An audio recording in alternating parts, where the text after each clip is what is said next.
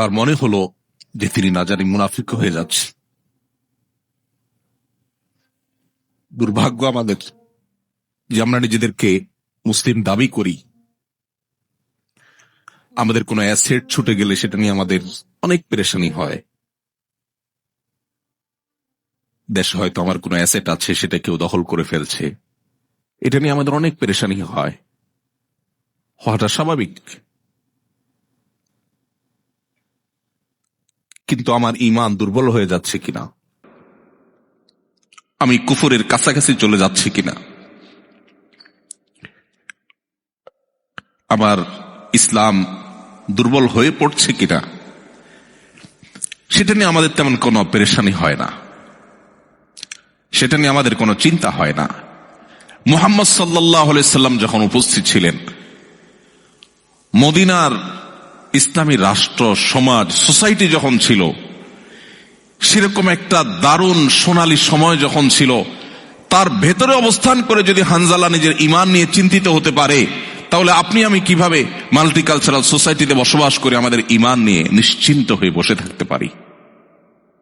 প্রিয় ভাইরা, ঈমানকে সেভ করার জন্য, ঈমান নিয়ে আপনার ব্যাকুলতা, আপনার বিচলিত হওয়া, ঈমান নিয়ে আপনার পেরেশানি, ঈমান নিয়ে আপনার ভাবনা, এটাই আপনাকে সেভ করার জন্য সবচেয়ে বড় সহযোগিতা করবে ইনশাআল্লাহ। এই জন্য আমাদেরকে ঈমান নবায়ন করতে হবে। এখানে আমরা এসেছি ঈমান নবায়নের জন্য। আমরা ঈমানের কথা বলবো, ঈমানের কথা শুনবো, ঈমানের আলোচনা করব, ঈমানের পর্যালোচনা করব। এই বিষয়গুলো আমাদেরকে ঈমান নবায়ন করতে সাহায্য করবে ইনশাআল্লাহ। তাহলে প্রথম পয়েন্ট আমি শেষ করলাম 7টি পয়েন্টের। মাল্টিকালচারাল সোসাইটিতে ইসলাম প্র্যাকটিস করবার জন্য প্রথম যে বিষয়টি প্রয়োজন, সেটি হলো শক্তিশালী ঈমান। আল্লাহ রাব্বুল আলামিন সেই শক্তিশালী ঈমান আমাদের সবার বক্ষে ধারণ করার তৌফিক দান করুন। নাম্বার 2, দ্বিতীয়ত যে বিষয়টি প্রয়োজন তা হলো দ্বীনের বেসিক বিষয়গুলোর জ্ঞান। একজন মুসলিম হিসাবে এটি আমাদের অর্জন করা অপরিহার্য। আমি যেটি একটু আগে বলছিলাম যে আমরা অনেকেই শুধুমাত্র মুসলিম ঘরে জন্মগ্রহণ করেছি, মুসলিম ফ্যামিলিতে বেড়ে উঠেছি, এই কারণে নিজেদেরকে মনে করি যে আমি মুসলমান হিসাবে আমার যতটুকু জানা দরকার, সম্ভবত আমার কাছে সাফিসিয়েন্ট নলেজ এবং ইলম আছে, অথচ আমি নিয়মতান্ত্রিক ভাবে ইসলামটা শেখার চেষ্টা করিনি। আপনারা সবাই জানেন, উন্নত দেশে আপনারা বসবাস করেন, একজন মানুষ যদি ঝাড়ুদারের কাজ করতে হয়, ক্লিনারের প্রফেশনে যদি কেউ কাজ করতে হয়, তাকেও ট্রেনিং নিতে হয়, তাকেও নিয়মতান্ত্রিক সেটার জন্য শেখা, প্রশিক্ষণ নেওয়ার কাজগুলো আঞ্জাম দিতে হয়, তারপর সে তার কাজটাকে প্রপারলি করতে পারে। অথচ ইসলামটা আমাদের শেখার কোনো প্রয়োজন আমরা অনুভব করি না।